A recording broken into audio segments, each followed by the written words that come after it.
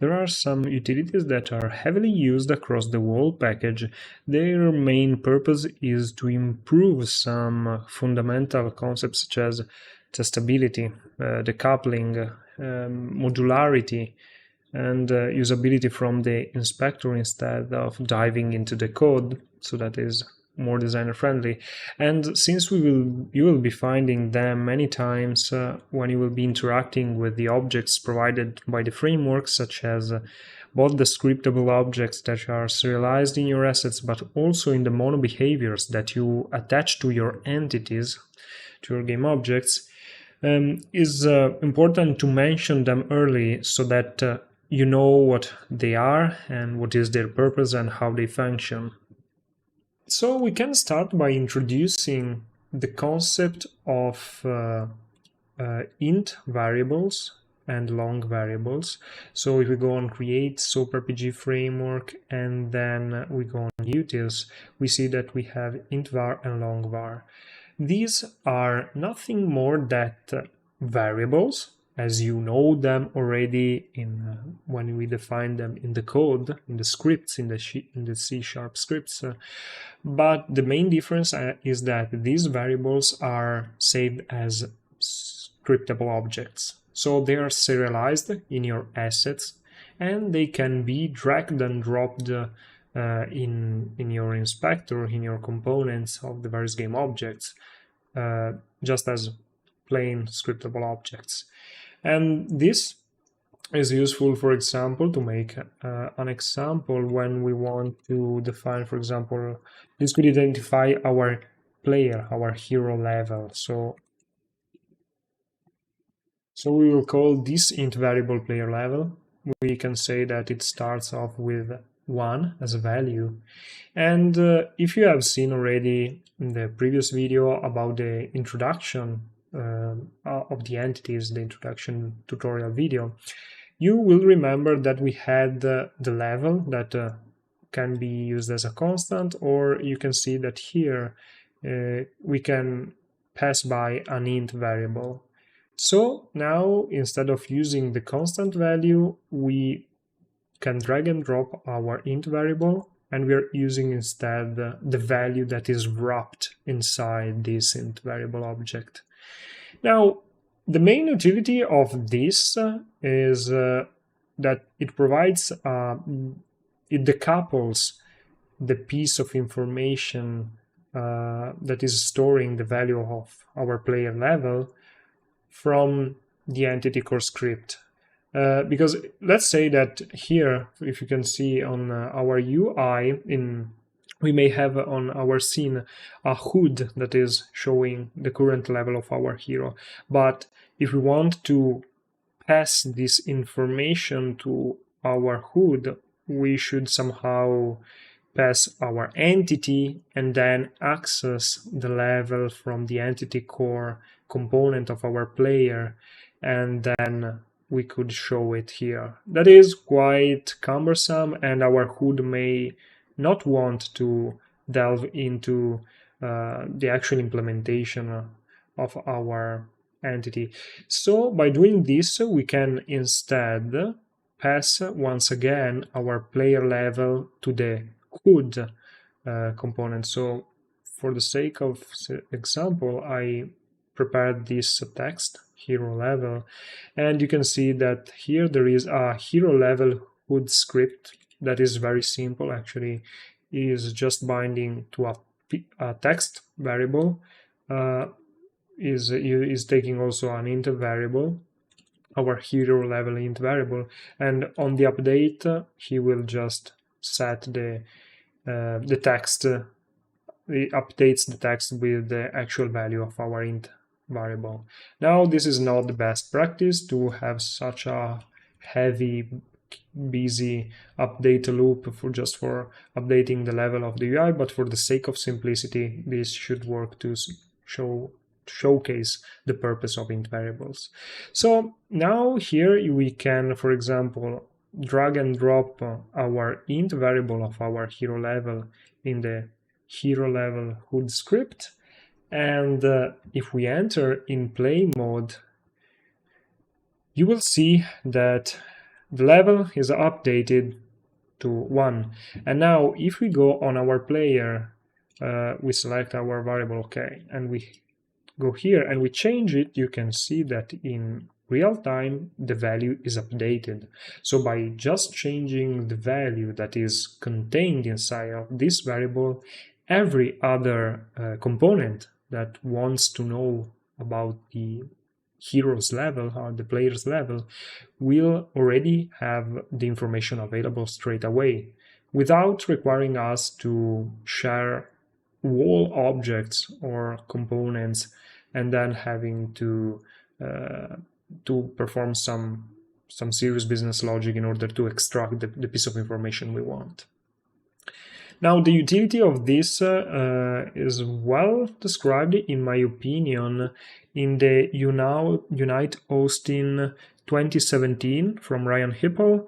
You can see the link in the description if you wanted to take a deep look into the utility of implementing, of using scriptable objects in such ways as this for the int variables and many other utilities. Is just a great video. So if you want to take a look, I strongly advise you to. But now let's proceed. Let's continue. We also have the possibility to use LongVars, and we will not. Well, these are just long variables instead of int variables. So the concept is just the same, but sometimes it more is you find yourself using long variables if you have to deal with big numbers, for example, in games where the damage can assume bigger digits and bigger numbers, and so this can be useful. Okay, the next utility tool that I want to mention is the growth formula.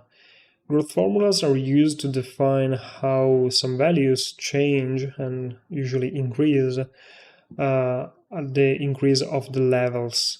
For example, growth formulas are used to define the progression of statistics, of attributes, to define the values that they assume at each level of our hero, especially like when we consider the classes like warriors, rogues, mages. For each class, we will likely have a different progression for each statistic. Like the mage will have a steep increase of the magical power as he levels up, but will kind of have a low increasing defense or physical attack, while the warrior will be kind of the opposite. So let's showcase how to create growth formulas. So if we right click on any folder, we go on create, we select SOAP RPG frameworks, we can find at the end growth formula. It is once again a scriptable object that is then being serialized on our assets. And for example, for the sake of simplicity, we will be defining this growth formula in order to define how the physical attack will grow. Even if we will dive deep into the statistics and attributes progression in the progression tutorial video. But for now, I think is fair enough to just showcase one statistic, how it can be, to give an idea of actually how growth formulas works rather than where they can be used and how they can be used in the framework itself. We start by noticing that growth formulas require a maximum level because they define values in between level 1 up to a maximum level that is defined by this, by a certain int variable, the ones we just talked about. And by default, you see that you find yourself already a maximum level int variable assigned, that is the one that you will find inside the samples provided along with this package. Obviously, you can feel free to swap this int variable out with anyone else. You can create your own int variables because sometimes growth formulas, like if you use a growth formula for the statistics and the attributes, you might need a certain maximum level, while if you are using growth formulas for other use cases, like how much gold is given by a monster based on the monster's level, you may use a different max level because the maximum level that you assign to the enemies could not match the maximum level reachable by the player. And also you can also anyway reuse the one that is already assigned and also change the actual value that now is set by default on 30. But we can stick to the default settings for the purpose of this tutorial. And growth formulas will define the growth of the values on across all the levels that has to be defined by using a linear system of equations, of expressions. And each expression is called growth expression, except, well, the first one that is just allowing you, if you want, to set a constant value at level 1. So, for example, we can set that the physical attack at level 1 is 10, and from level 2 on is still 0. Now, if we wanted to assign a higher value also for the other levels, we can, for example, add a new growth expression. We say that this will be starting from level 2, and here we can use a certain syntax to define our expressions. Like, there are some keywords that we can use that could come handy. If you hover your mouse over growth expression, you will see them. Now, we will stick to previous and level for the sake of simplicity, that are the simplest one to use. So, for example, if we use here previous, the value for each level will be taken by the value of the growth formula at the previous level. So now the level 2 is defined with the value at level 1, that is 10. Now we can use this and add some extra components, extra pieces to our formula to actually extend it. Like, for example, we say that is the previous plus 3. And here now we have defined a linear expression that linearly grows, the values are linearly growing.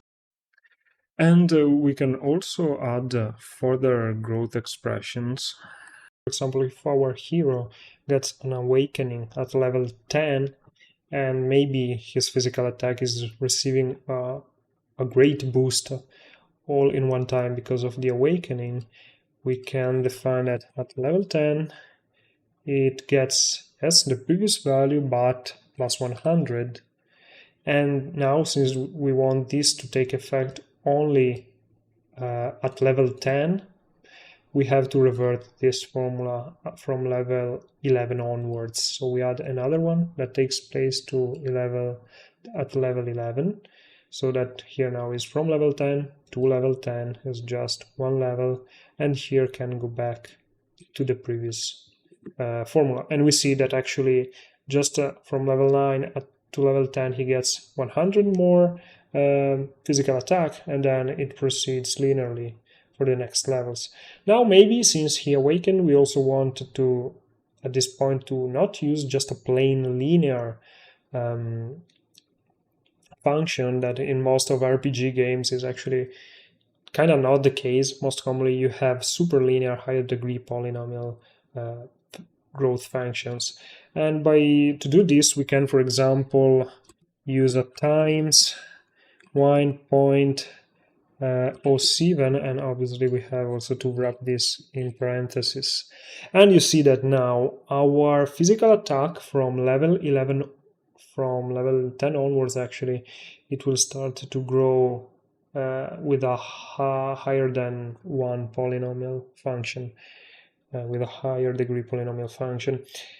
And now this is like just an example. You can obviously also opt in a combination of the various keywords. You can use previous level to previous sum altogether. You can test this a little out by yourself to see how the values change by how you're defining the formulas.